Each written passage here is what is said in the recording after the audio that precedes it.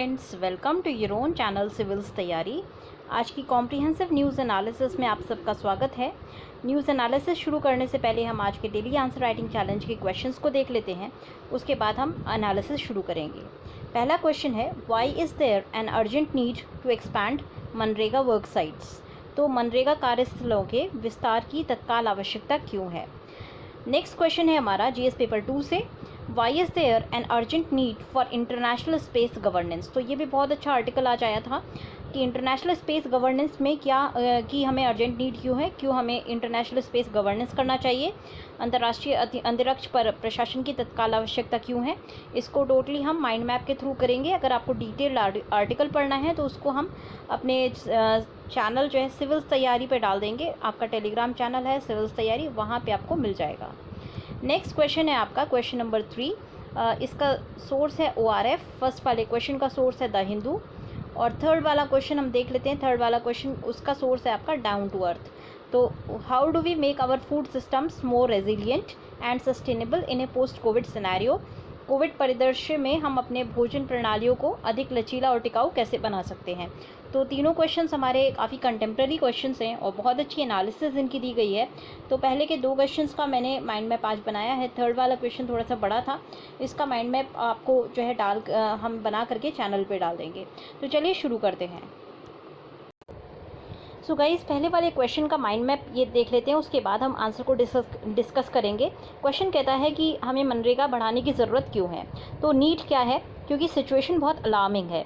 Alarming क्यों है situation, 2 सर्वे कराए गए थे, डिफरेंट सर्वेस के बेसिस पे ये हम कह सकते हैं। पहला सर्वे कराया था फरजाना अफरीदी और बाकी लोगों ने। 80% उस सर्वे में 80% रिस्पोंडेंट्स ने ये कहा था कि उनकी जो इनकम है लॉकडाउन के पीरियड में वो उनको एक बिल्कुल इनकम नहीं मिली। 90% ने रिपोर्ट किया था कि उनको फाइनेंशियल स्ट्रेस फील हुआ है। फिर एक अजीम प्रेमजी स्टडी ने जो है एक स्टडी कंडक्ट कराई थी अक्रॉस स्टेट्स, मतलब सभी स्टेट्स में स्टडी कराई थी, और ये जो स्टडी कराई है ये केवल दिल्ली में कराई गई है। तो अक्रॉस स्टेट जो स्टडी कराई थी उसमें भी रिस्पोंडेंट्स ने यही बताया था कि वो अब कम फूड कंज्यूम कर रहे हैं लॉकडाउन से पहले के मुकाबले। तो ऐसे में स्टेटस पीडीएस का क्या है, क्या पीडीएस फूड नहीं प्रोवाइड करा रहा। तो एपीयू के सर्वे में यही बताया गया था कि 86% लोगों के ने फूड रेशंस तो रिसीव किए थे, बट पीडीएस जो है लिटिल सिक्योरिटी देता है, हंगर के खिलाफ तो सिक्योरिटी देता है, न्यूट्रिशन के खिलाफ सिक्योरिटी नहीं देता। अब हम देखते हैं कि चैलेंजेस की मनरेगा को क्यों यूटिलाइज़ करना चाहिए। तो पहला रीज़न है कि डिमांड बहुत ज़्यादा है, ज़्यादातर लोग जो है काम करना चाहते हैं जिससे कि थोड़ी बहुत कमाई कर सकें। यूनिवर्सल बेसिक इनकम बहुत छोटी रह जाएगी क्योंकि पॉपुलेशन साइज़ बहुत ज़्यादा है। अनकंडीशनल कैश ट्रांसफ़र ईजी नहीं है क्योंकि हम ईजिली जो है आइडेंटिफाई नहीं कर सकते कि नीडी कौन है और कौन नीडी नहीं है। और पीडीएस जो है सफिशिएंट नहीं है न्यूट्रिशनल रिक्वायरमेंट को मीट करने के लिए। नेक्स्ट आपका इशू आता है चैलेंजेस का, कि क्या चैलेंजेस हैं मनरेगा की एप्लीकेशन में। तो मनरेगा की एप्लीकेशन में सबसे बड़ा चैलेंज है कि किसी को तब तक हम एम्प्लॉय नहीं कर सकते जब तक उसका नाम ई मस्टर रोल पे लिखा ना हो। तो ज़्यादातर वर्कर्स को ये आइडिया ही नहीं कि ई मस्टर रोल पे नाम कैसे डालना है, और यूजुअली ये काम जो है मिडिल मैन के द्वारा किया जाता है। तो वे फॉरवर्ड क्या होना चाहिए, किस तरह से हम मनरेगा को बेटर बना सकते हैं और मनरेगा को यूज़ करके हम लोगों को रोज़गार दे सकते हैं। हमें अपना इम्प्लीमेंटेशन प्रोसेस सिंप्लीफाई करना होगा, ज़्यादा ग्राम सेवक हायर करने होंगे, लार्ज स्केल हमें एम्प्लॉयमेंट जनरेशन करना होगा मानसून के सीज़न में, क्योंकि ये लीन सीज़न होता है एग्रीकल्चर वर्क के लिए। सभी विलेज के अंदर एक जो है मेजर वर्क साइट होनी चाहिए और ज़्यादा से ज़्यादा लोग काम कर सकें, इस तरह की वर्क साइट होनी चाहिए। लार्ज स्केल पर हमें जो है ओपन करने पड़ेंगे मनरेगा के कामों को। हमें परमिसिबल वर्क्स की जो है लिस्ट को एक्सपैंड करना पड़ेगा। ये डब्ल्यू आएगा इधर, इसको चेंज करके सही कर लीजिएगा। और कैश पेमेंट को कंसिडर करना होगा टाइम बीइंग के लिए, जिससे कि इंश्योर कर सकें हम टाइमली पेमेंट्स को, रिलायबल पेमेंट कर सकें वेजेस का, ओवर क्राउडिंग जो है बैंक्स की बंद कर सकें और मनरेगा की डिमांड जो है इंक्रीज़ कर सकें। तो अब हम आर्टिकल को देख लेते हैं। देखिए, जब भी आप कोई आंसर लिख रहे हैं, अगर आप माइंड मैप सा बना देते हैं तो ईजी हो जाता है पूरा आपका आंसर। यहाँ पे हमने एक फ्रेमवर्क बना दिया है और आपके लिए भी ईजी है कि क्या लिखना है। पॉइंट वाइज सारी हेडिंग्स हमने ईजी कर ली, फ्रेमवर्क बना दिया, तो जो एग्जामिनर है उसके लिए भी इजी बन जाता है। इसीलिए मैं आपको माइंड मैप के थ्रू ही पढ़ाई कराती हूँ या आंसर सॉल्व कराती हूँ। तो चलिए अब आंसर जो डिटेल में देख लेते हैं किस तरह से हमें लिखना है। पहला आर्टिकल जो आज हमें देखना है वो है the need for a million work sites now. तो बहुत ही अच्छा आर्टिकल है, बहुत इंपॉर्टेंट आर्टिकल है। आर्टिकल में ये बताया गया है कि अगर हमें ह्यूमैनिटेरियन डिज़ास्टर से बचना है और तो हमें जो है मनरेगा का जो वर्क है उसको एक्सपैंड करना पड़ेगा अगले कुछ हफ्तों में, और उसको मासिवली हमें एक्सपैंड करना होगा। तो इसमें जो है यहाँ से आप छोड़ सकते हैं। अब ये दो इम्पॉर्टेंट जो डेटा है ये आपको फैक्ट बुक में लिखना है, बहुत ही अच्छा डेटा है। पहली चीज़ इसमें बताई गई है कि अज़ीम प्रेमजी यूनिवर्सिटी और बाकी इंस्टीट्यूशंस ने कुछ सर्वे किए थे। तो अज़ीम प्रेमजी यूनिवर्सिटी ने जो सर्वे किया था उसमें ये पाया गया था कि 74% जो रिस्पोंडेंट्स थे, जिसमें से ज़्यादातर जो है आपके पुअर हाउस होल्ड्स के थे और बहुत सारे स्टेट्स में ये सर्वे किया गया था। तो 74% मतलब 74% रिस्पोंडेंट्स वो उनको जो है कम फूड मिल रहा था लॉकडाउन से पहले वाले पीरियड में। तो एक ये पहली चीज़ जो सामने आई है ये है कि फूड का कहीं ना कहीं अभी लेस लोगों को मिल रहा है। इससे क्या होगा कि न्यूट्रिशन आपका लो हो जाएगा। न्यूट्रिशन के लो होने से जो है फूड सिक्योरिटी पे तो खतरा होता ही है, उसके साथ साथ आपकी न्यूट्रिशनल सिक्योरिटी का भी खतरा है। तो ये आपका न्यूट्रिशनल सिक्योरिटी वाला इशू आप यहाँ पे देख सकते हैं। दूसरी चीज़, एक और सर्वे किया गया था फरजाना अफरीदी के द्वारा और उनके कलीग्स के द्वारा। तो ये सर्वे जो अज़ीम प्रेमजी वाला है ये ऑल ओवर इंडिया का सर्वे है। फरजाना अफरीदी का जो सर्वे है ये केवल दिल्ली बेस्ड सर्वे है। और ये दिल्ली बेस्ड सर्वे ने ये बताया था कि 80% जो रिस्पोंडेंट्स हैं उन्होंने पिछले लॉकडाउन के पीरियड में कुछ भी अर्निंग नहीं की है, तो उनकी कोई इनकम नहीं रही और लॉकडाउन के पीरियड में। और 90% लोगों ने ये कहा था कि उनको फाइनेंशियल स्ट्रेस है। तो बहुत बड़ी संख्या है ये रिस्पोंडेंट्स की। 90% रिस्पोंडेंट्स का कहना है कि एक बड़ा जो हिस्सा है उसको फाइनेंशियल स्ट्रेस है और वो लोग काफ़ी एंक्शस हैं और रात में सो भी नहीं पाते हैं। तो ये दो जो है काफ़ी इंपॉर्टेंट आपके डेटा है जिसको आप कहीं पे भी कोड कर सकते हो। पर जब आप कोड कर रहे हैं तो आप ये मत भूलिएगा कि किस सोर्स से क्या आया था। बस अगर आपने ऐसे लिख दिया सर्वे स्टेटेड तो वो डेटा जो है आपका फर्जी हो जाएगा। आपको याद रखना है अज़ीम प्रेमजी वाला डेटा है 74% का, फरजाना अफरीदी वाला डेटा है आपका 80 और 90% का। एनीवेज आगे बढ़ते हैं। तो कुछ सपोर्ट हमें पीडीएस से मिलता हुआ नज़र आया है। तो पीडीएस जो है थोड़ा सा वर्स्ट को प्रिवेंट करने में हेल्प कर रहा है। जो अज़ीम प्रेमजी यूनिवर्सिटी का जो सर्वे किया गया था उसमें से 86% रिस्पोंडेंट्स ने ये कहा था कि उनको फूड राशन मिला है। तो ये एक पॉजिटिव पॉइंट है, क्योंकि देखिए पीडीएस सिस्टम काफ़ी इंडिया में वेल एस्टैब्लिश्ड है, काफ़ी पुराना है। और क्योंकि लोगों को पता था कि यहाँ से राशन मिल रहा है तो लोगों ने कम से कम इसका फ़ायदा उठाया है। फिर भी आप देखिए 14% एक्सक्लूजन है अभी भी, तो ये भी एक बड़ी संख्या है जो एक्सक्लूडेड है। एनीवेज 86% जो रिस्पोंडेंट्स हैं उनको जो है राशन मिला है। अब इसके अलावा एक और चीज़ ये है कि जो हमारा एक बात कही गई थी 3 महीने के लिए माइग्रेंट वर्कर्स के लिए विदाउट एनी राशन कार्ड का बात की गई थी कि उनको जो है 5 किलो ग्रेन दिया जाएगा पर पर्सन और 1 किलो चना दिया जाएगा पर फैमिली। तो इसको जो है और एक्सपैंड करना चाहिए, क्योंकि अभी तो क्राइसिस चल रहा है, अभी पीक भी नहीं हुआ है और लॉकडाउन अभी भी कंटिन्यू है।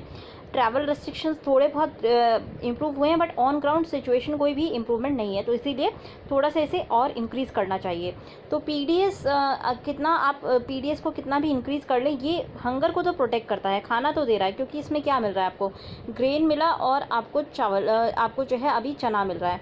चना भी काफ़ी सारे रिस्पोंडेंट्स से अगर आप बात करेंगे तो रिस्पोंडेंट्स को बेसिकली ग्रेन ही मिल पा रहा है, चना ज़्यादातर रिस्पोंडेंट्स को नहीं मिल रहा है। तो इससे क्या होता है कि खाने की भूख तो मिट जाती है बट न्यूट्रिशनल रिक्वायरमेंट जो एक एडल्ट का होता है या एक बच्चे का होता है, डिसेंट स्टैंडर्ड ऑफ लिविंग तो मिलता ही नहीं है पीडीएस से, और न्यूट्रिशनल रिक्वायरमेंट भी मीट आउट नहीं हो पाती है। तो इस क्राइसिस को कोप अप करने के लिए हमें क्या करना चाहिए, तो पुअर हाउस होल्ड्स को जो है हमें कैश अर्न करने का मौका देना चाहिए।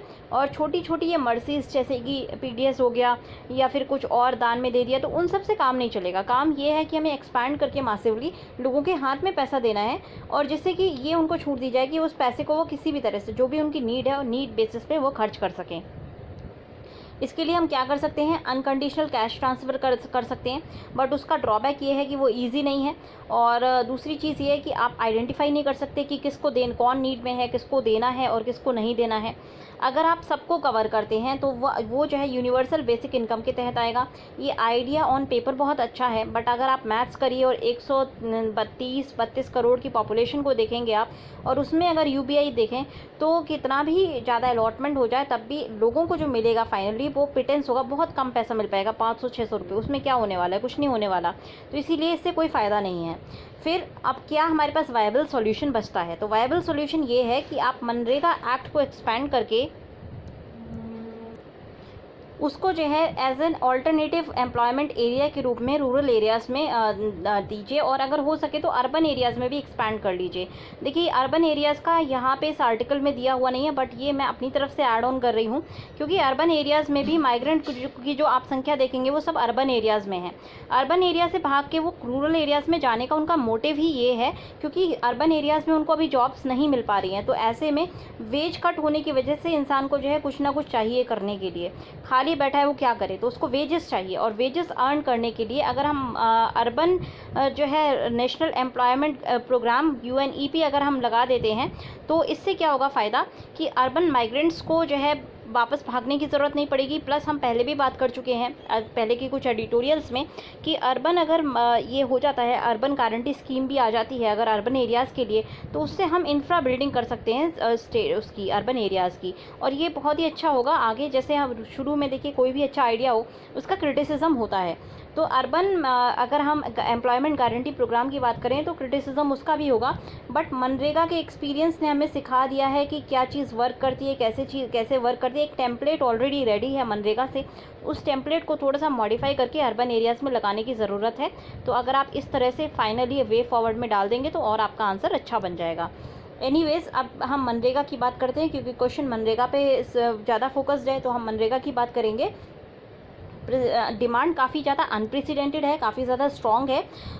ये सरप्राइजिंग बिल्कुल नहीं है, क्योंकि ज़्यादातर लोग जो है खाली बैठे हुए हैं, और खाली जो कामगर आदमी होता है, जो मेहनत मजदूरी वाला आदमी होता है, वो खाली नहीं बैठ सकता। उसको कुछ भी अर्निंग मिले वो बेहतर होती है खाली बैठने से, और क्योंकि उसकी पॉकेट्स इस वक्त एम्प्टी हैं।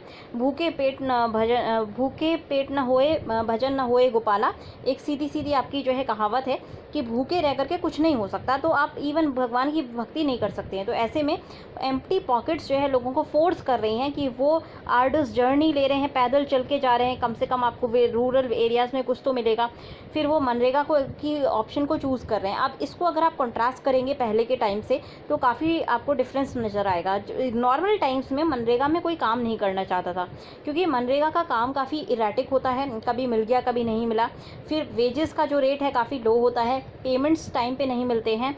तो अभी क्या है कि इवन कुछ नई से कुछ अच्छा वाली सिचुएशन है कि कुछ टाइमली और रिलायबल अभी भी नहीं है वेजेस, बट चेंज ये हुआ है कि वर्कर्स अभी जो है कुछ नहीं कर रहे हैं, तो ऐसे में वो मनरेगा की ऑप्शन को एक्सप्लोर करना चाहते हैं। फिर यहाँ पे जो है उसके बाद ऑथर ने अपनी एक्सपीरियंस के बारे में बात की है। अब हम चैलेंज देख लेते हैं कि क्या चैलेंज है मनरेगा में, एक जो चैलेंज सारे विलेजर्स फेस करते हैं। तो असिस्टेंस के बिना सबसे बड़ी प्रॉब्लम है कि मनरेगा में अगर आपको अप्लाई करना है तो आपके पास जो है आपके पास कार्ड होना चाहिए। तो ये जो ई मस्टर रोल में आपका नाम होना चाहिए, ई मस्टर रोल इसमें आपका नाम होना चाहिए। जब तक आपका नाम इसमें नहीं है तब तक आप जो है काम नहीं कर सकते। अब ई मस्टर रोल जो है में काम करने के लिए कुछ फॉर्म भरा जाता है, वो सारा डिजिटल प्रोसेस है, तो वर्कर्स खुद से ये काम नहीं कर सकते, तो उनको जो है किसी पे डिपेंडेंट रहना पड़ता है। फॉर एग्जांपल वो या तो जो मनरेगा का काम ले रहा है वो उनके लिए भर के देता है ई मस्टर रोल, या फिर कोई मिडिल मैन होते हैं जो इस काम के करने के लिए उनसे पैसे लेते हैं, या फिर उनको गवर्नमेंट ऑफिशियल्स के ऊपर डिपेंडेंट रहना पड़ता है। गवर्नमेंट ऑफिशियल्स जो है काफ़ी प्रेशर में रहते हैं, उनको डिमांड्स टारगेट मीट करने होते हैं, तो बहुत सारी गड़बड़ियाँ हो जाती हैं। और कभी कभी विलेज हेड भी हेल्प कर देते हैं अपनी कॉन्स्टिट्यूएंसी को सर्व करने के लिए, अपना वोट बैंक बनाने के लिए। मनरेगा का जो वर्क है ये वर्कर्स को अट्रैक्ट करता है, और मतलब ये अदर वे राउंड नहीं हो सकता। मतलब वर्कर्स मनरेगा जा रहे हैं ऐसा नहीं है, वर्क ऐसा है कि वर्कर्स वहाँ पे काम करना चाहते हैं। पहले क्या होता था कि वर्कर्स सीधे सीधे साइट पे पहुंच जाते थे, और जब वो पहुंच गए तो उनको जो है काम दे दिया जाता था। अब वो सिस्टम चेंज हो गया है, ई मस्टर रोल में नाम होगा तभी उनको जो है काम दिया जाएगा। तो इससे हालांकि इसको जो है एज ए डिजिटाइजेशन के रूप में अगर पॉलिसी मेकर्स की आप बात करेंगे तो पॉलिसी मेकर्स इसको जो है फ्लैगशिप इम्प्रूवमेंट के तौर पर बताते हैं, बट अगर आप इसको रियलिटी में प्रैक्टिकल सेंस में देखें तो ये एक ऑब्लिगेशन बन गया है। नो वन कोई भी जो है तब तक एम्प्लॉय नहीं हो सकता जब तक उसका नाम मस्टर रोल में ना हो एडवांस में। अब ये जो है देखिए करना बहुत अच्छी चीज़ है, आपको ऐसा करना चाहिए, बट पॉलिसीज़ ऐसी होनी चाहिए कि वो जो है जो आपका इलिटरेट पर्सन है, जो आपका ऑडियंस है, ऑडियंस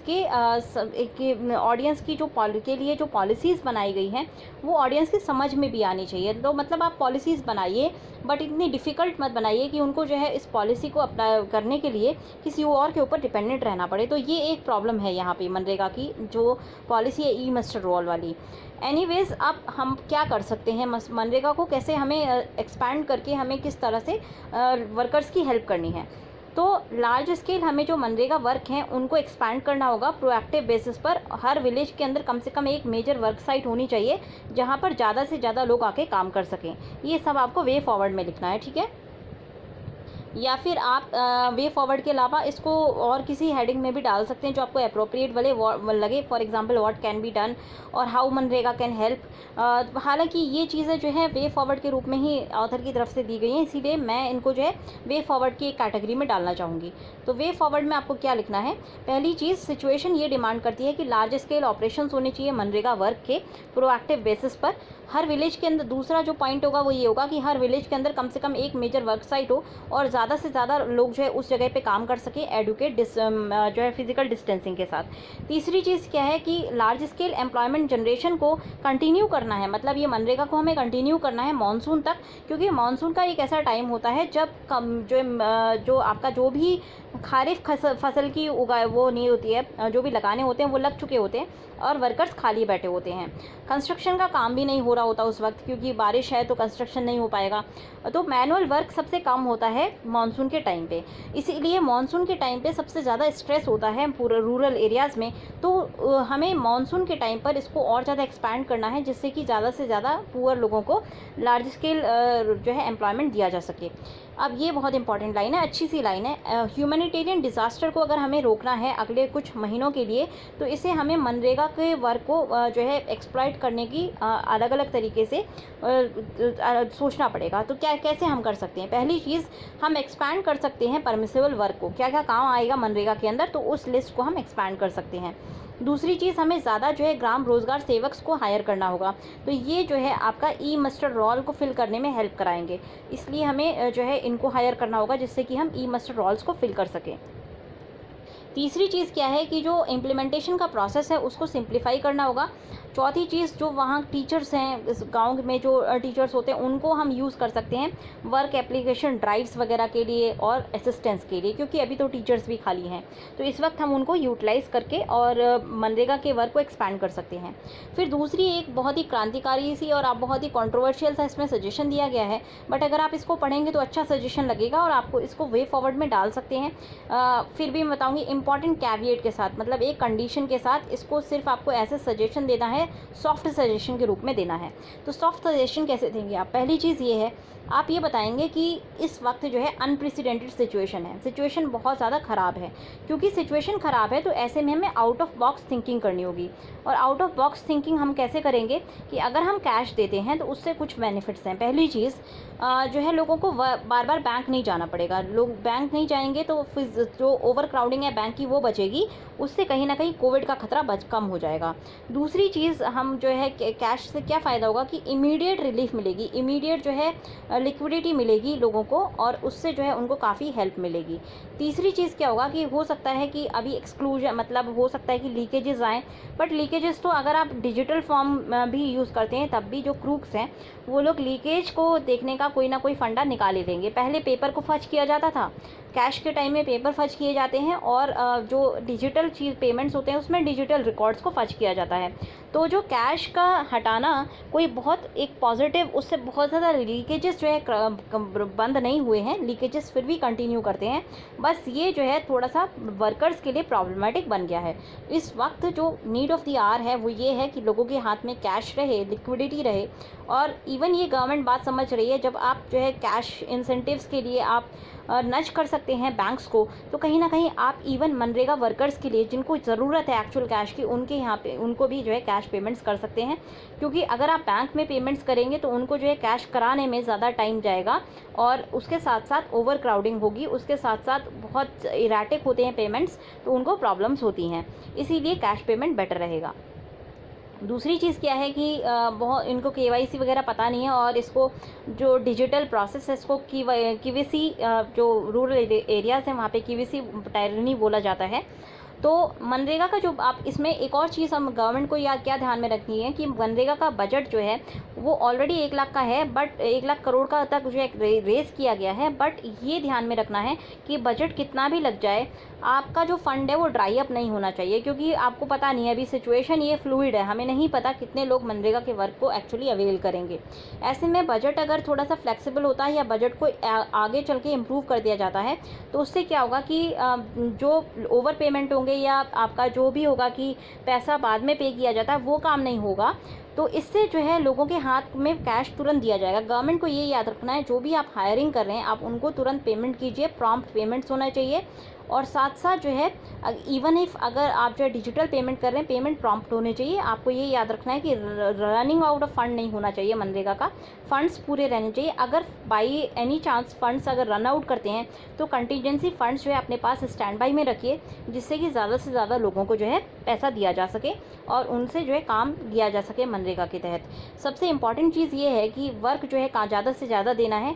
इससे हमारे जो एसेट बिल्डिंग तो होगी, साथ साथ जो है जो ह्यूमैनिटेरियन क्राइसिस है वो भी अवॉइड कर दिया जाएगा। और ये याद रखना है गवर्नमेंट को कि इस वक्त जो मौका है नॉर्मल सिचुएशन नहीं है, ये ज़िंदगी और मौत वाला एक सिचुएशन है, और इसीलिए गवर्नमेंट को प्रोएक्टिवली यहाँ पे सपोर्ट करना चाहिए।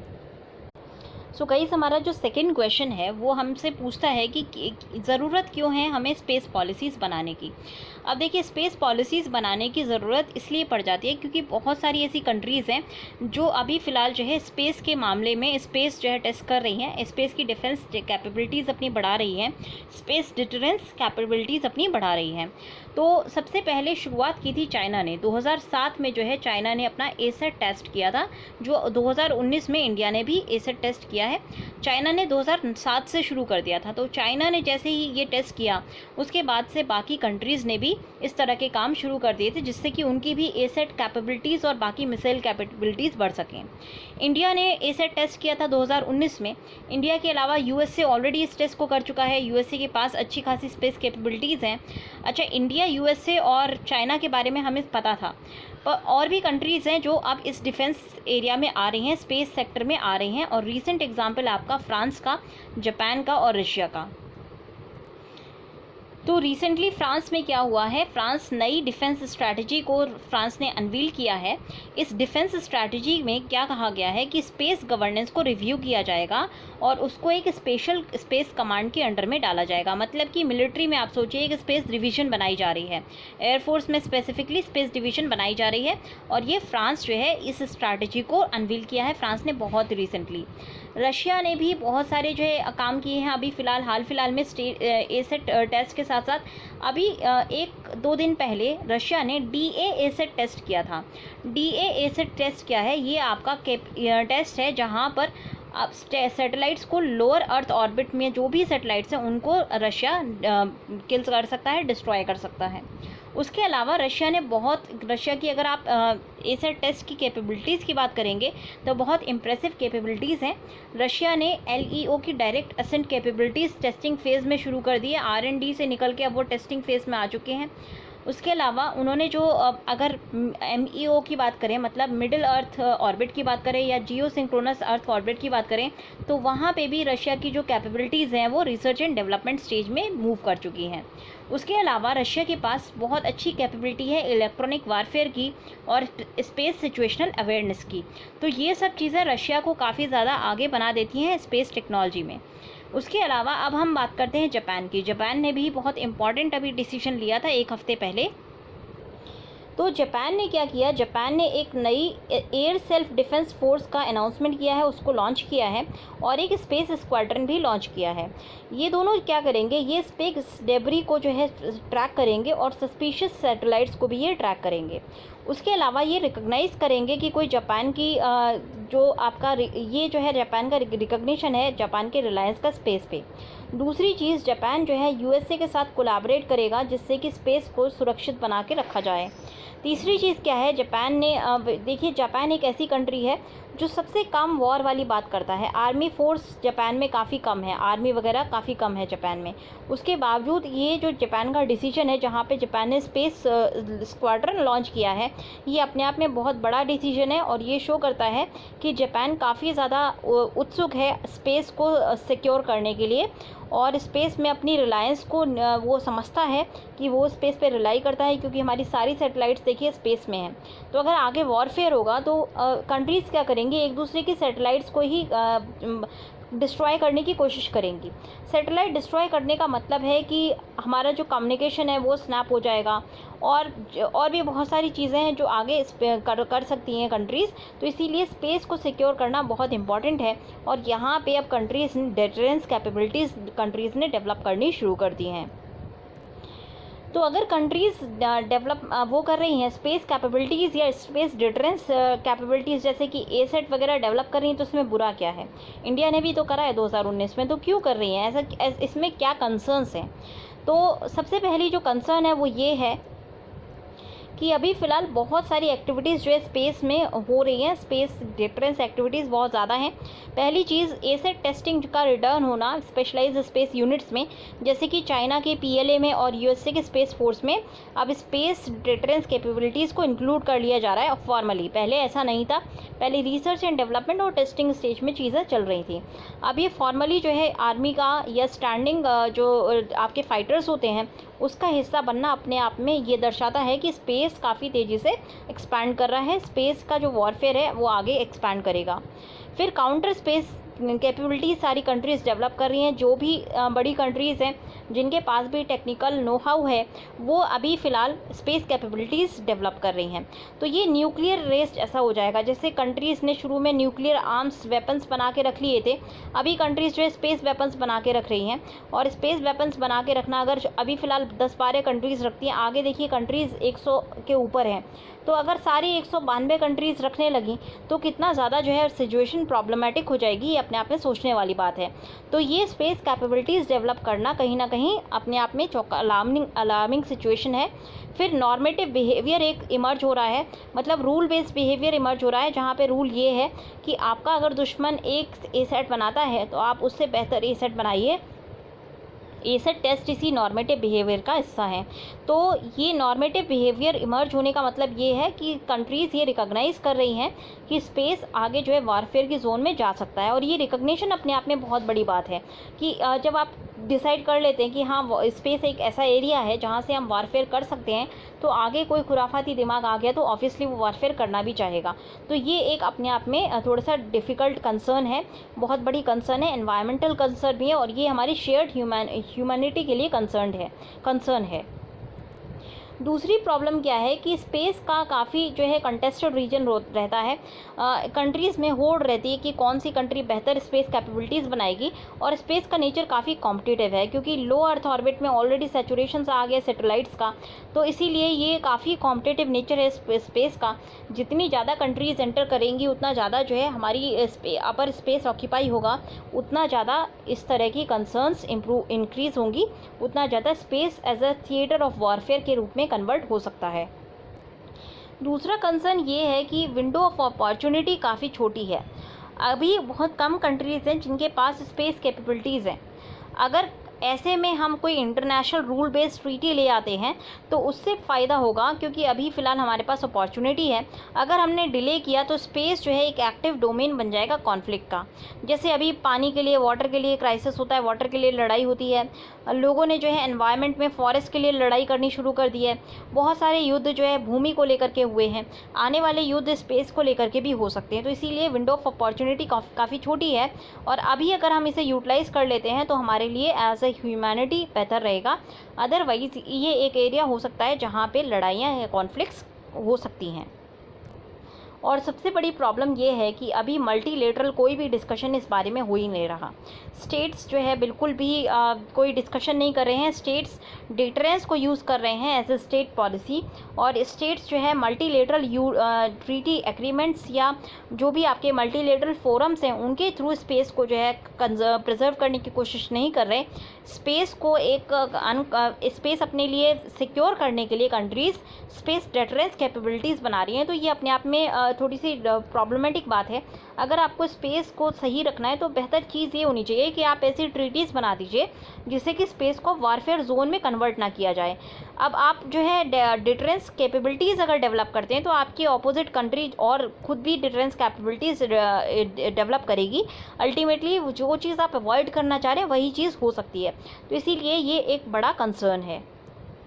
तो ट्रीटीज़ क्यों नहीं बना पा रहे हैं, कंट्रीज़ ट्रीटी के लिए क्यों एग्री नहीं कर पा रही हैं? पहली चीज़ ये है कि कंसेंसस की कमी है। कंट्रीज़ ये नहीं रिकॉग्नाइज़ कर पा रही हैं कि किसको क्या मिलेगा, तो आपस में बैठ कर के एक टेबल पे नहीं आ पा रही हैं कंट्रीज़। दूसरी चीज़ पॉलिटिकल विल की कमी है। हर कंट्री चाहती है कि वो पावरफुल रहे, वो हेगेमन के रूप में कन्वर्ट हो। अभी देखिए सबसे पहले क्या था कि कोल्ड वॉर के टाइम में 2 ही जो है सुपर पावर्स थी। अभी बहुत सारी ऐसी पावर्स हैं, मिडिल पावर्स भी हैं सुपर पावर्स के अलावा, तो हेगेमनी नहीं हो पा रही है और इसीलिए पॉलिटिकल विल की कमी है। कंट्रीज़ ये सोच रहे हैं कि जो भी एरिया हो वहाँ पे हम जो है कटिंग एज टेक्नोलॉजी लेकर के आएँ, सुपीरियॉरिटी एस्टैब्लिश करें जिससे कि हम हेगेमनी ले सकें वर्ल्ड की। तो ये एक प्रॉब्लम है। तीसरी चीज़ क्या है, डेफिनेशनल इश्यूज़ हैं। किसको आप एलईओ कहेंगे? आपने आज जो एलईओ का प्रोटेक्शन कर दिया, मान लीजिए कल उसके बियॉन्ड हमने अर्थ का ऑर्बिट का कुछ और हम ना बेहतर टेक्नोलॉजी लेकर के आ जाते हैं, तब आप कैसे इसको चेंज करेंगे? डेफिनेशन क्या होनी चाहिए स्पेस की? फिर डिटरेंस हम किस चीज़ों का होंगे, किस तरह का करेंगे, किस तरह की सैटेलाइट्स अलाउड हैं, किस तरह का जो है कैपेबिलिटीज़ अलाउड हैं। तो ये एक प्रॉब्लम है, ये कंसर्न है। फिर सबसे बड़ा कंसर्न ये है कि डुअल नेचर होता है आउटर स्पेस का। आप उसको स्टडी पर्पज़ के लिए भी यूज़ कर सकते हैं, एक्सपेरिमेंटल पर्पज़ के लिए यूज़ करते हैं। जैसे हम सैटेलाइट्स वगैरह हैं, ये हमारी काफ़ी इंपॉर्टेंट पर्पसेस के लिए आता है काम, और इसी को एज ए वॉरफेयर के लिए भी यूज़ कर सकते हैं। अब आपने ट्रीटी अगर बना दी बाई चांस कि कोई सैटेलाइट लॉन्च नहीं करेगा या कोई मिसाइल डेवलप नहीं करेगा, तो फिर उससे आपकी जो बाकी कैपेबिलिटीज़ हैं उन पे असर पड़ेगा। तो सैटेलाइट लॉन्च करना काफ़ी इंपॉर्टेंट है, और सैटेलाइट लॉन्च करना इंपॉर्टेंट होने की वजह से हम सैटेलाइट का लॉन्च पे एक ब्लैंकेट बैन नहीं लगा सकते, और इसीलिए ये चैलेंजिंग हो जाता है कि अब ट्रीटी करें तो करें किस चीज़ की, किस फीचर की बारे में हमें ट्रीटी करनी है। तो वे फॉरवर्ड क्या होना चाहिए? हमें एक मिडिल ग्राउंड ढूंढना होगा।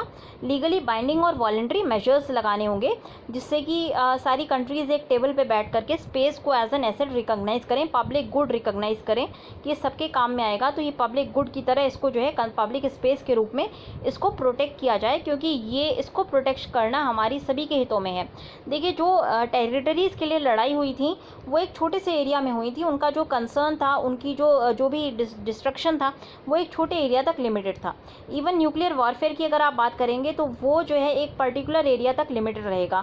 बट स्पेस अगर वॉरफेयर हुआ तो वो सारी धरती को डिस्ट्रॉय करने की कैपेबिलिटी रखता है। उसके अलावा न केवल धरती को बल्कि हमारा जो सोलर सिस्टम है उसमें भी उसके रिपरकशंस हो सकते हैं। तो इसीलिए ये इंपॉर्टेंट होगा कि हम एक मिडिल ग्राउंड सर्च करें और legally binding as well as voluntary measures लेकर के आएँ, जिससे कि हम स्पेस की जो वॉरफेयर में कन्वर्ट होने के लिए ना हो, इसके लिए हम मेजर्स निकाल सकें। मतलब हमें ये देखना है, कोशिश करनी है एज अ जॉइंट ह्यूमैनिटी, हमें कोशिश करनी है कि स्पेस जो है नेक्स्ट थिएटर ऑफ वॉर में कन्वर्ट ना हो। अब डिटेल में आप इसको एक बार पढ़ लीजिएगा इस आर्टिकल को, तो और ज़्यादा क्लियर हो जाएगा। सारी चीज़ें हमने इस माइंड मैप में कवर कर ली हैं। नेक्स्ट आर्टिकल जो आपको देखना है वो है फॉर फार्म्स एंड फार्मर्स। तो जो इनकम सपोर्ट होती है वो फार्म सेक्टर के लिए एक इम्पॉर्टेंट पर्पस सर्व करती है, बट उसको और ज़्यादा इंक्रीज़ करना होगा। तो ये कॉन्टेक्स्ट ये है कि राजीव गांधी किसान न्याय योजना ये लॉन्च की गई है छत्तीसगढ़ में, और ये जो है इसमें जो किसानों की इनकम है उसको सप्लीमेंट करने की बात की जा रही है। फॉर एग्ज़ाम्पल 18 लाख जो राइस वाले किसान हैं उनको 10,000 तक पैसा दिया जाएगा। मेज़ वाले 10 से 13,000 पर एकड़ तक पैसा दिया जाएगा डायरेक्ट बेनिफिट ट्रांसफ़र के थ्रू। तो राइस जो उगा रहे हैं, मेज़ उगा रहे हैं और शुगर केन जो उगा रहे हैं, उनको ये पैसा दिया जाएगा। सेंटर की जो पीएम किसान योजना है जिसमें 6,000 रुपये पर फार्म फैमिली को दिए जाते हैं, और जिनके पास 5 एकड़ से कम लैंड है उसको ये सप्लीमेंट करेगी।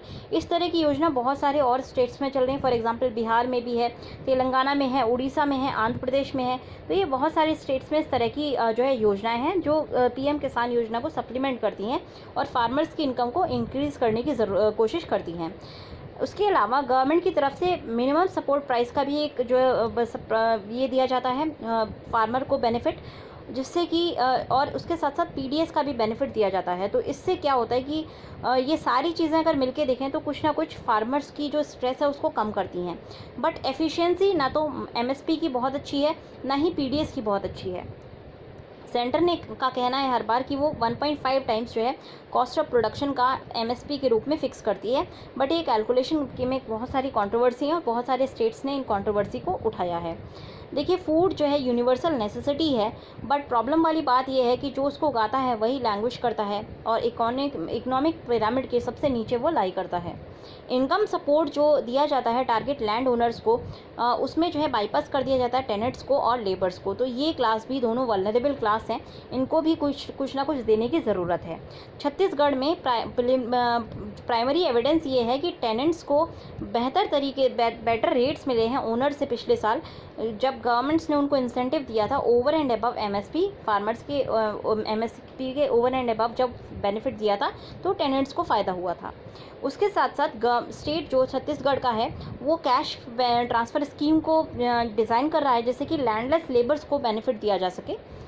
अब जो इंटरवेंशंस हैं, चाहे आपका पीएम किसान हो, चाहे राजीव गांधी योजना हो, ये सारे सिर्फ एक जो है होता है ना दवाई, जैसे फॉर एग्जांपल आप पैरासीटामोल ले लेते हैं, तो जब आप पैरासीटामोल लेते हैं तो आपका सिर्फ फीवर लो हो जाता है। फीवर आपका लो हो जाता है, आपको लगता है कि आप ठीक हो गए। बेसिक जो सिम्टम्स हैं, जो fever is just a symptom. Basically fever आपको इसलिए आता है क्योंकि कोई अंडरलाइंग और कोई इन्फेक्शन है, वो इन्फेक्शन ख़त्म नहीं हुआ, तो ये पैलेटिव दवा हो गई। पैलेटिव मतलब सिर्फ सिम्टम को थोड़ा सा रिड्यूस कर दिया, तो ये पैलेटिव दवा होती है, सिम्टम को रिड्यूस कर देती है। बट एक्चुअल जो जड़ है, रूट कॉज है डिजीज़ की, या जो रूट कॉज है आपकी परेशानी की, उस तक नहीं पहुँचती है। अंडरलाइंग प्रॉब्लम को जो है एड्रेस नहीं करती है। अंडरलाइंग प्रॉब्लम क्या है? फार्मर्स इतने स्ट्रेस में इसलिए रहते हैं क्योंकि फार्मिंग जो है नॉन रिन्यूमरेटिव रह गया है। अब ये विडंबना देख लीजिए, इंडस वैली सिविलाइजेशन के वक्त चाहे आप जो है अब बात करेंगे मेडिवल टाइम्स की, तब देखिए फार्मिंग से ही हमने जो है सिटी स्टेट्स की संरचना की थी। चाहे वो इंडस वैली हो, चाहे वो आपका जो है मौर्य साम्राज्य हो, चाहे वो आपका अकबर का साम्राज्य हो, सभी की जो हमने संरचना की है, सबकी जो उत्पत्ति की है, वो हमने फार्मिंग से की है। फार्मर्स ने इतना ज़्यादा ओवर सरप्लस कर दिया था कि बाद में ये चीज़ें जो है बेनिफिशियल हो गई थी। और आज क्या हुआ है, फार्मिंग नॉन रिम्यूनरेटिव बन गई है और मार्केट ड्रिवन अप्रोच जो है ज़्यादा ज़रूरी है और इसको प्रपोज़ किया जाता है जिससे कि फार्मिंग को जो है फार्मर्स को ज़्यादा पैसे मिल सकें। अब मैंने बहुत सारे ऐसे प्रीवियस आर्ग्यूमेंट्स हैं एग्रीकल्चर इकॉनमी के जिनको क्वेश्चनेबल बना दिया है इस पैंडेमिक में।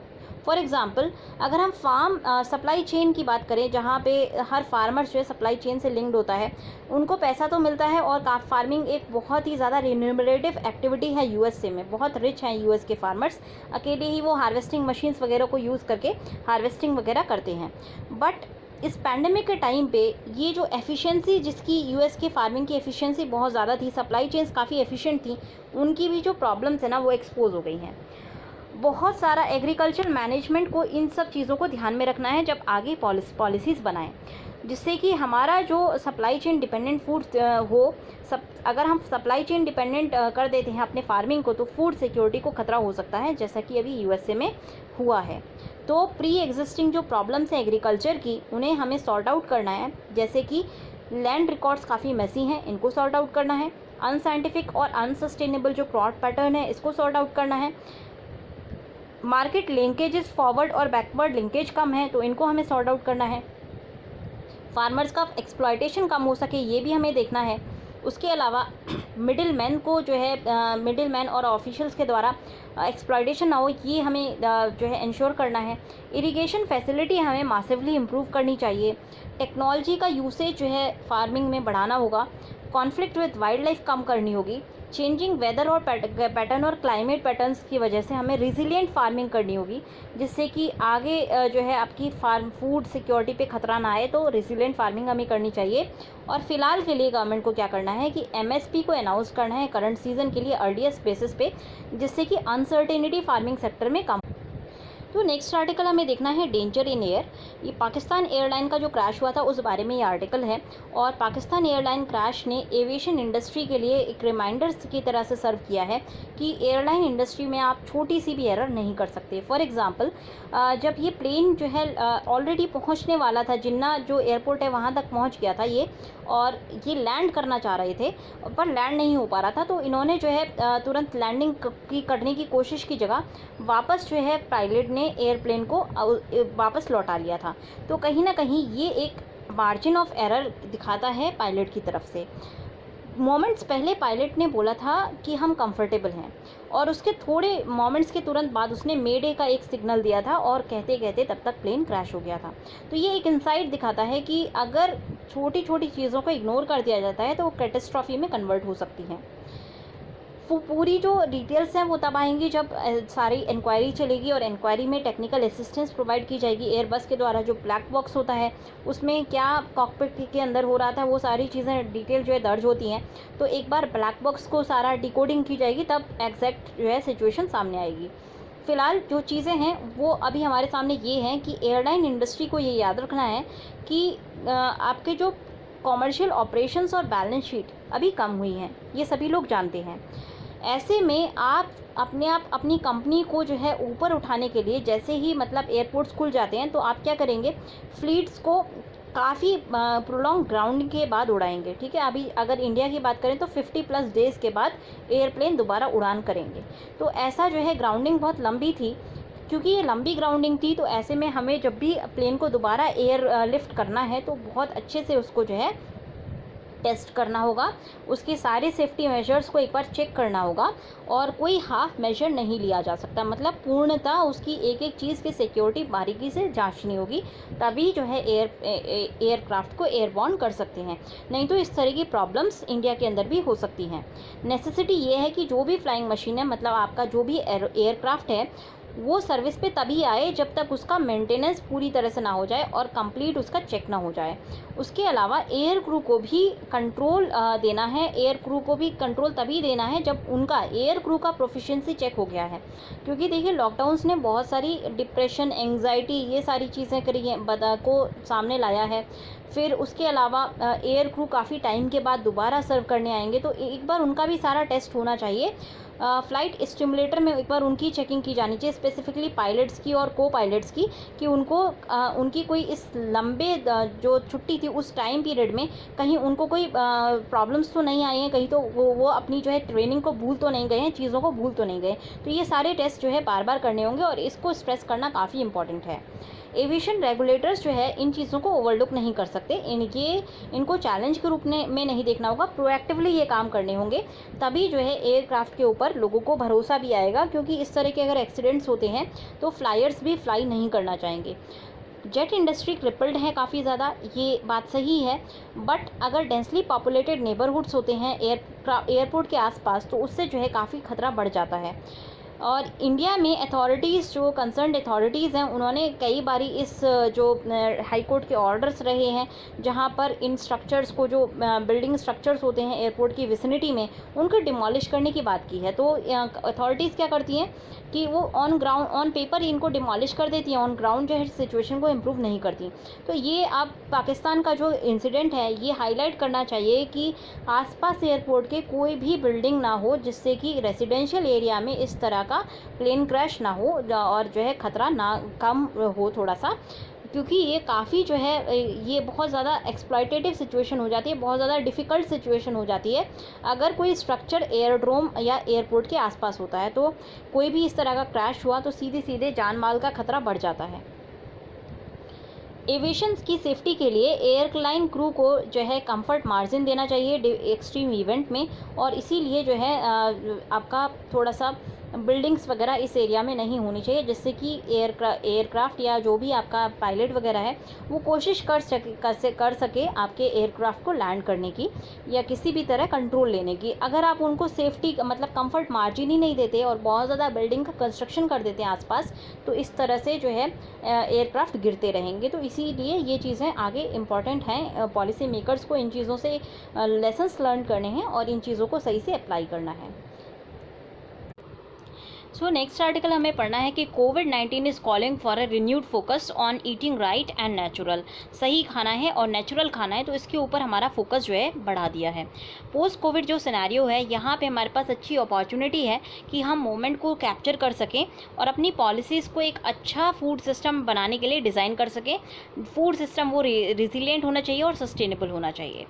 तो इंडिया ने इस सिग्निफिकेंट पॉवर्टी रिडक्शन अचीव कर लिया है अभी हाल फिलहाल के सालों में, और इंडिया धीरे धीरे मिडिल क्लास कंट्री की तरफ बढ़ रही है। वर्ल्ड इकोनॉमिक फोरम की जो रिपोर्ट आई थी और कंज्यूमर सर्वे हुआ था, उसने ये प्रेडिक्ट किया है कि 2030 तक इंडिया जो है एक डेवलपिंग बॉटम की लेयर के द्वारा चलने वाली इकनॉमी नहीं रह जाएगी, बल्कि एक मिडिल क्लास के द्वारा चलने वाली इकनॉमी के रूप में कन्वर्ट हो जाएगी। इसने कहा था कि 80% जो इंडियन हाउस होल्ड्स हैं वो मिडिल इनकम के होंगे, और ये जो है 75% कंज्यूमर स्पेंडिंग को वो करेंगे, ड्राइव करेंगे। तो ये आपका जो है इम्पॉर्टेंट पॉइंट है, जो आपको किस में लिखना है, एफबी मतलब फैक्ट बुक के अंदर डालना है। तो ऐसे में हमारे पास ज़रूरत क्या है कि हम अपने इम्यून सिस्टम को बूस्ट कर सकें। स्पेसिफिकली कोरोना वायरस डिजीज़ के बाद ये इम्पॉर्टेंट हो गया है कि हमारी जो है रोग प्रतिरोधक क्षमता ज़्यादा होनी चाहिए। मेडिसिन्स हमारी इम्यून सिस्टम को फिक्स नहीं कर सकती हैं, हमारे लाइफस्टाइल और हम क्या खा रहे हैं यही हमें हेल्प करेगा। बहुत सारे नए इनिशिएटिव्स जैसे कि eat right and smart food ये जो है लाने होंगे, जिससे कि हेल्दी और न्यूट्रिशियस फूड की डिमांड बढ़ सके। इंडिया की अगर बात करें तो इंडिया में की जो न्यूट्रिशनल बास्केट है वहाँ काफ़ी डेंस है और प्लांट बेस्ड फूड्स ज़्यादा खाए जाते हैं इंडिया में। तो हमें ये इंश्योर करना है कि ये सेफ़ हों, एक्सेसिबल हों और सबके लिए अफोर्डेबल हों। तो जो भी हम प्लांट्स बेस्ड फूड खा रहे हैं ये सेफ़ होने चाहिए, एक्सेसिबल होने चाहिए और सबके लिए अफोर्डेबल होना चाहिए। पैंडेमिक की सिचुएशन से पहले भी डिमांड थी कि नेचुरल और ऑर्गेनिक प्रोडक्ट्स आएँ, और ये चीज़ें धीरे धीरे स्पेसिफिकली अर्बन कंज्यूमर्स में बढ़ रही थी। अवेलेबिलिटी जो ऑर्गेनिक फूड की है वो काफ़ी बढ़ी है, और कुछ state for example Sikkim total agriculture जो है ऑर्गेनिक मेथड से करते हैं। तो ये इससे क्या होगा कि बहुत बड़ा, और इसको जो है हमने देखा था कि स्टीप ग्रोथ हुई है नेचुरल आयुर्वेदिक प्रोडक्ट्स की, और अलाइनमेंट भी हमारी जो हेल्थ पॉलिसीज़ में आ रहा है। और मल्टीनेशनल कंपनीज़, यहाँ तक कि आप देखिए मल्टीनेशनल कंपनीज़ भी आयुर्वेदिक चीज़ों की तरफ बढ़ रही हैं। तो इससे कहीं ना कहीं हमारा चेंज दिखाता है कि हम धीरे धीरे बेहतर कंजम्पशन कर रहे हैं, धीरे धीरे हम ईट राइट की तरफ बढ़ रहे हैं। जनरल ऑब्जर्वेशन ये है कि एस्पिरेशनल कंज्यूमर्स मतलब जो लोअर रिंग वाले कंज्यूमर हैं, जो अभी अब लोअर मिडिल क्लास से मिडिल क्लास में कन्वर्ट हुए हैं, उनकी बात की जा रही है। वो नेचुरल प्रोडक्ट्स पर वापस लौटते हुए नज़र आ रहे हैं और हेल्दियर और लॉन्गर रहने की कहीं ना कहीं उनके अंदर इच्छा है। माल न्यूट्रिशन इंडिया में काफ़ी ज़्यादा प्रेवलेंट है, और ये जो है नेशनल फैमिली हेल्थ सर्वे के द्वारा बताया गया था। लेटेस्ट हमारा जो कॉम्प्रिहेंसिव नेशनल न्यूट्रिशन सर्वे है, ये स्पेशल अटेंशन चाहता है। इसमें जो है हमें स्पेशल अटेंशन देनी होगी पॉलिसी मेकर्स को, जिससे कि कॉम्प्लेक्स चैलेंजेस जो हमारे न्यूट्री मार्केट में हैं उनको जो है देखा जा सके और उनको इम्प्रूव किया जा सके। स्टडीज़ ये इंडिकेट करती हैं कि माल न्यूट्रिशन कंट्री की सबसे बड़ी चाइल्ड डेथ्स के लिए रिस्पॉन्सिबल है। तो सबसे बड़ा फैक्टर है जहाँ से चाइल्ड डेथ होती है, और सबसे बड़ा फैक्टर वो माल न्यूट्रिशन है। उसके अलावा माल न्यूट्रिशन की वजह से एडल्ट्स में डिसेबिलिटीज़ भी आती हैं। ये डेटा कॉम्प्रिहेंसिव न्यूट्रिशन सर्वे का ये भी शो करता है कि ओवरवेट, ओबेसिटी और नॉन कम्युनिकेबल डिजीज़ेस ये केवल एडल्ट पॉपुलेशन में नहीं रह गई हैं, इवन यंग पॉपुलेशन में भी जो है इस तरह की डिजीज़ेस आ रही हैं। तो इसीलिए फ्यूचर में हमें एक स्पेशल फोकस देना होगा न्यूट्रिशन के ऊपर। और लॉकडाउन के बीच हमने जो है कोविड-19 का जो पैंडमिक है, इसने सीरियस कंसर्न्स रेज किए हैं कि हमारा क्या एक्सेस है न्यूट्रिशन फूड के लिए, स्पेसिफिकली वल्नरेबल सेक्शन का कितना न्यूट्रिशियस फूड के लिए एक्सेस है। एनवायरमेंटल ट्रेड ऑफ जो एग्रीकल्चर इंटेंसिफिकेशन से आया है ग्रीन रिवॉल्यूशन के बाद, उनको अब हम देख पा रहे हैं। मतलब जो हमने ग्रीन रिवॉल्यूशन के लिए हमने जो है फर्टिलाइज़र्स का यूज़ किया था, पेस्टिसाइड्स का यूज़ किया था, अब उसके जो है अब उसके जो ड्रॉबैक्स हैं वो सामने आ रहे हैं, क्योंकि रैपिड जो है आपका धीरे धीरे डिज़र्टिफिकेशन रैपिड हो रहा है। उसके अलावा ग्राउंड वाटर में कंटामिनेशन होने लगा है और आपका यूट्रिफिकेशन हो रहा है। तो ये सारी चीज़ें अब हम रिकॉग्नाइज़ कर रहे हैं। वाटर रिसोर्सेज काफ़ी तेज़ी से डिप्लीट हुए हैं, बायोडाइवर्सिटी का लॉस हुआ है, सॉइल डिग्रेडेशन हुआ है, डिज़र्टिफिकेशन हुआ है, और ये सारी चीज़ें हमारे गलत फूड सिस्टम की वजह से हुई हैं। तो कोविड-19 का जो क्लाइमेट चेंज देखिए अभी हाल फिलहाल ये भी एक आने वाले टाइम की थ्रेट है, और इसको कोविड-19 के पैंडेमिक ने थोड़ा-सा और जल्दी कर दिया है। तो गवर्नमेंट्स को अपने आप को रीओरिएंट करना होगा, एग्रीकल्चर पॉलिसीज़ को दोबारा बनाना होगा, जिससे कि हमारे फूड सिस्टम सस्टेनेबल रह सके और हम फूड सिक्योरिटी और न्यूट्रिशन चैलेंजेस को मीट कर सकें। तो हम क्या कर सकते हैं, क्या ड्राइवर्स हो सकते हैं ऐसे चेंज के? पब्लिक पॉलिसीज़ कैसी होनी चाहिए कि हम सेफ़ और न्यूट्रिशियस फूड खाएं और एक्सेसिबल हो, एफोर्डेबल फूड हो, वल्नरेबल सेक्शंस को मिल पाए। तो इसके लिए हम क्या कर सकते हैं? पहली चीज़ ये है कि हमें क्या करना है, अपनी फूड पॉलिसी को रीपर्पस करना है और रिजिलिएंट और सस्टेनेबल बनाना है। तो हम क्या कर सकते हैं इसके लिए? देखिए, कंज्यूमर डिमांड काफ़ी बढ़ रही है हेल्दी और न्यूट्रिशियस फूड की तरफ, और कंज्यूमर अवेयरनेस प्रोग्राम हम ऐसे में चला सकते हैं जिससे कि कंज्यूमर्स को और ज़्यादा अवेयर कराया जा सके हेल्दी और न्यूट्रिशियस लाइफस्टाइल के बारे में। फिर हम कल्चर को रिस्पेक्ट करें, टेस्ट को और फूड प्रेफरेंसेस को रिस्पेक्ट करें, उसके बेसिस पे हम जो है इस तरह के कैंपेन्स चलाएं। दूसरी चीज़ अब क्या कर सकते हैं, फूड सेफ्टी स्टैंडर्ड्स को फूड लेबलिंग के थ्रू बढ़ा सकते हैं, उनके इंसेंटिवाइज कर सकते हैं, और गवर्नमेंट स्कीम्स में भी फूड सेफ्टी स्टैंडर्ड्स को हम ला सकते हैं। पोषण अभियान जो नेशनल न्यूट्रिशन मिशन है, उसके अंदर हम ईट राइट जैसे प्रोग्राम्स डाल सकते हैं। मिलेट मिशन को मतलब मिलेट्स को जो है हम इसके तहत डाल सकते हैं, मिलेट्स दे सकते हैं लोगों को। स्वच्छ भारत अभियान में भी हम इस तरह के एलिमेंट्स को इंक्लूड कर सकते हैं। तो अगर हम इन पोषण अभियान में अगर हम बात करें, तो पोषण अभियान में ईट राइट, मिलेट मिशन, स्वच्छ भारत, ये सारी चीज़ें कंबाइन होकर के पोषण अभियान बनाया गया था। तो यहाँ हमने कन्वर्जेंस देखा था रिलेटेड एक्टिविटीज़ का, जिससे कि एक मास मूवमेंट बन सके अच्छे न्यूट्रिशन की तरफ। बिज़नेस को भी इसको जो है एनकरेज करना चाहिए, बिज़नेस को भी रिस्पॉन्सिबल बनाना चाहिए कि बिज़नेस कंसर्न्स भी ऐसे एरियाज़ में इन्वेस्टमेंट करें और हमारे फूड सिस्टम को ट्रांसफॉर्म करें। बहुत सारे स्टेपल और नॉन स्टेपल फूड क्रॉप अब न्यूट्रिशियस नहीं है, ये चीज़ हम रिकॉग्नाइज़ कर रहे हैं। और इंडिया आज भी जहाँ वर्ल्ड में लोग जो है स्टेपल से दूर बढ़ रहे हैं, वहाँ इंडिया में आज भी 3 बड़े स्टेपल खाए जाते हैं, राइस, व्हीट और मेज़। लोग अभी भी मक्का खाते हैं या गेहूँ खाते हैं या चावल खाते हैं, बल्कि दुनिया में ये सब चीज़ों का जो कंजम्पशन है धीरे धीरे कम हुआ है। इंडिया में काफ़ी दशकों से मिनिमम सपोर्ट प्राइस की एक पॉलिसी है और पीडीएस की सिस्टम है। इन्होंने जो है डाइवर्सिटी ऑफ क्रॉप को इग्नोर किया है, और ये स्टेपल्स के फेवर में ज़्यादा स्क्यूड है, स्पेसिफिकली राइस और व्हीट के फेवर में ज़्यादा स्क्यूड है। अगर हम इन्हीं चीज़ों का एनहेंस प्रोडक्शन करेंगे फूड क्रॉप्स के रूप में, तो कहीं ना कहीं बाकी चीज़ें नेग्लेक्ट में आ जाती हैं। इससे डबल बर्डन होता है, अंडर न्यूट्रिशन भी है और माइक्रो न्यूट्रिएंट की डेफिशिएंसी भी आ जाती है, क्योंकि ये जो स्टेपल्स हैं इनके अंदर माइक्रो न्यूट्रिएंट्स की कमी होती है। बाकी क्रॉप्स जैसे सोरगम हो गया, मिलेट्स हो गया, पल्सेस हो गया, इनकी न केवल वाटर डिमांड कम होती है बल्कि इनके बेनिफिट्स भी ज़्यादा होते हैं, क्योंकि इनके अंदर ज़्यादा परसेंटेज होता है माइक्रो न्यूट्रिएंट्स का और प्रोटीन्स का। तो व्हीट के अंदर, राइस के अंदर कोई प्रोटीन नहीं है। अब इनके अंदर इनकी वजह से देखिए वाटर डिमांड बढ़ रही है, वाटर डिप्लीशन हो गया, एनवायरनमेंट में जो है इफेक्ट पड़ा, साथ साथ कोई हमें इतना बेनिफिट भी नहीं मिला, क्योंकि न्यूट्रिशनल जो इनका बेनिफिट है वो थोड़ा कम है। अगर इनकी जगह हम सोरगम, मिलेट्स वगैरह के ऊपर ध्यान दें तो यहाँ से मल्टीपल बेनिफिट्स हो सकते हैं। प्रोटीन्स मिलेगा, माइक्रो न्यूट्रिएंट डेफिशिएंसी कम होगी, फिर उसके अलावा वाटर डिमांड कम होगी, तो एनवायरनमेंट फ्रेंडली भी है और पीपल फ्रेंडली भी है। कुछ मिलेट ग्रेन्स के अंदर जो है लो ग्लाइसेमिक इंडेक्स होता है, और इससे जो है आपकी जो डिजीज़ हो गई, जैसे लाइफस्टाइल डिजीज़ जैसे डायबिटीज़, उसको कंट्रोल किया जा सकता है। मिलेट्स के अंदर माइक्रो न्यूट्रिएंट्स काफ़ी ज़्यादा होते हैं, और ये इससे भी देखा जा सकता है क्योंकि ये नेचुरल सब्स्टिट्यूट के रूप में देखा जाता है माइक्रो न्यूट्रिएंट डेफिशिएंसी को ख़त्म करने के लिए। कुछ एग्जाम्पल देख लीजिए, रागी के अंदर तिगुना जो है अमाउंट होता है कैल्शियम का, अगर मिल्क से कंपेयर करेंगे तो मिल्क से 3 टाइम्स ज़्यादा रागी के अंदर प्रोटीन कैल्शियम होता है। इसी तरह से पर्ल मिलेट की बात करें तो इसके अंदर बहुत बड़ा अमाउंट होता है फोलेट्स का। सभी सीरियल्स में सबसे ज़्यादा फोलेट पर्ल मिलेट में होता है। एक और मिलेट है कोडो मिलेट, इसके अंदर डाइटरी फाइबर्स बहुत ज़्यादा होते हैं। व्हीट या मक्के के 3 गुना ज़्यादा जो है आपके फाइबर्स होते हैं, और राइस से 10 गुना ज़्यादा फाइबर्स होते हैं। सोरगम और मिलेट्स जो है टोटली ग्लूटेन फ्री होती हैं। बहुत सारे लोग ग्लूटेन इंटॉलरेंट होते हैं और ग्लूटेन लेने से उनको जो है रिएक्शंस होने लगते हैं, तो सोरगम और मिलेट उनके लिए एक अच्छा एग्जाम्पल है। तो ये जो है स्मार्ट फूड होगा, ये ना केवल अच्छा है हमारे लिए बल्कि प्लानेट और फार्मर के लिए भी अच्छा है, और इसको हमें फूड चॉइसेस के रूप में लोग कंज्यूमर के सामने लाना चाहिए।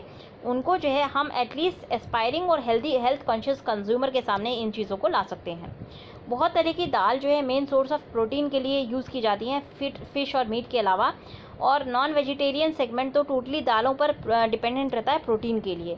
लेग्यूम्स एक अफोर्डेबल प्रोटीन को देती हैं, और न केवल ये कंप्लीट प्रोटीन सोर्स होती हैं बल्कि इनके अंदर बाकी जो मिथ्योनाइन जैसे एसेंशियल एमिनो एसिड है वो थोड़ा सा कम होता है। एक रीसेंट स्टडी ने ये शो किया था कि अगर हम मिलेट्स को और लेग्यूम्स को साथ में खाएं तो ये कंप्लीट प्रोटीन हमें दे देगा, क्योंकि देखिए लेग्यूम्स में हमने देखा मिथियोनाइन कम होता है। तो अगर हम इनको मिलेट्स के साथ खाएं, जैसे हम दाल चावल एक साथ खाते हैं, वैसे ही मिलेट्स के साथ अगर हम लेग्यूम्स खाते हैं कोई भी, तो ये हमें टोटल सारे प्रोटीन देगा। ये अच्छे डाइजेस्टिबल बहुत ज़्यादा होता है और पावर पैक करके न्यूट्रिशनल रिक्वायरमेंट हमारी अच्छे से फुलफ़िल करता है। तो हम जो है पल्स को as a major crop develop करना चाहिए, और ये इसके पल्सेस के अंदर हमारे अंदर सेल्फ सफिशिएंसी आनी चाहिए। पॉलिसीज़ बना करके और रिसर्च ब्रेक थ्रूज हम कर सकते हैं। प्लांट बेस्ड प्रोटीन एक मीट के ऑल्टरनेटिव के रूप में बहुत तेज़ी से बढ़ रहे हैं, एटलीस्ट वेस्ट में। इंडिया के अंदर भी फ्रूट्स का कंजम्पशन और वेजिटेबल्स का कंजम्पशन और डेयरी प्रोडक्ट्स का कंजम्पशन बढ़ रहा है। तो ये एक अच्छा इंडिकेशन है कि हम न्यूट्रिशन सेंसिटिविटी हो रही है इंडियन एग्रीकल्चर में। और हम क्या कर सकते हैं, बायो फोर्टिफिकेशन कर सकते हैं हम फूड क्रॉप्स का, जिससे कि न्यूट्रिशनल प्रोफाइल जो है फूड क्रॉप्स की इंक्रीज़ की जा सके। जिंक और protein rich rice, high protein quality vitamin A rich मेज़ वैरायटी ये डेवलप की गई हैं ICAR की, जिससे कि न्यूट्रिशनल रिक्वायरमेंट्स मीट किए जा सकें।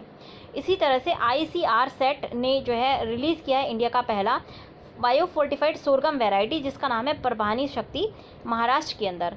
तो ये क्या करेगा, ये काफ़ी ज़्यादा बूस्ट करेगा लोगों की हेल्थ को और इम्यून सिस्टम को।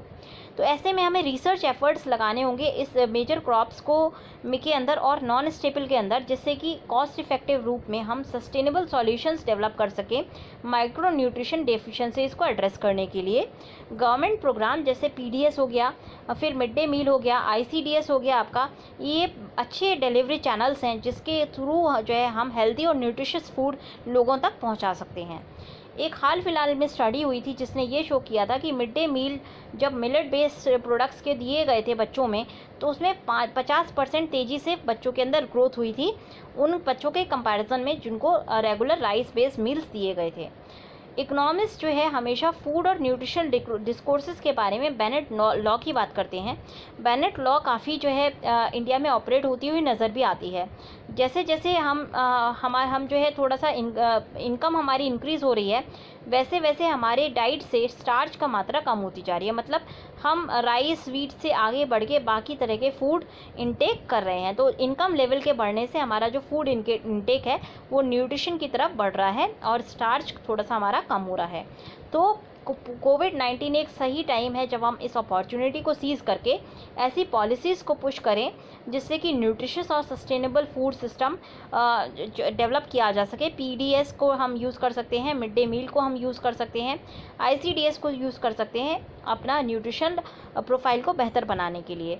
वैल्यू चेन्स क्रिएट कर सकते हैं और एडुकेट डिमांड हेल्दी और न्यूट्रिशियस फूड की हम क्रिएट कर सकते हैं, जिससे कि क्वालिटेटिव और safe food consumer behaviour change के थ्रू आ सके और अच्छे से अच्छा हम न्यूट्रिशन रिक्वायरमेंट्स को मीट कर सकें। स्पेशली माइक्रो न्यूट्रिशन की जो रिक्वायरमेंट है उनको हम मीट कर सकें। तो आज के डिस्कशन में इतना ही। अगर आपको पसंद आया हो तो लाइक करना ना भूलें। Thanks a lot and have a good day.